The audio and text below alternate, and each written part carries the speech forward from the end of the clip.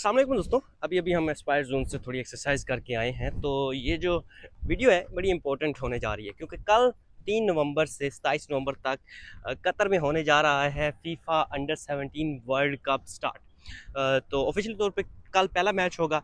यहाँ आप जो देख रहे हैं पीछे पिचेस बनाई गई हैं। तकरीबन एक दिन में 6 से 4 मैचेस हैं, 4 से 6 मैचेस हैं।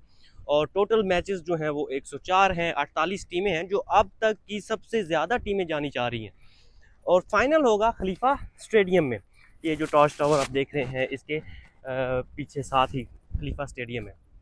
जो डे पास है, डे पास 20 रियाल का, प्राइम पास 30 रियाल का। इतने सस्ते टिकट्स मैच इंजॉय करने हैं तो आप आ सकते हैं यहाँ पर। हम अभी एक्सरसाइज करके निकले हैं। मेरे साथ मौजूद हैं भाई जुनेद भाई, गुजरात इंडिया से। और इंशाल्लाह मैं भी आऊँगा।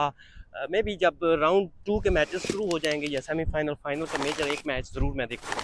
तो मिलते हैं नेक्स्ट वीडियो में। शुक्रिया, खुदा हाफिज़। क्योंकि अब हम पहुँच चुके हैं हमारी गाड़ी पे और जाएंगे, नाश्ता करेंगे, इंजॉय करेंगे। खुदा हाफिज़, मिलते हैं नेक्स्ट वीडियो में।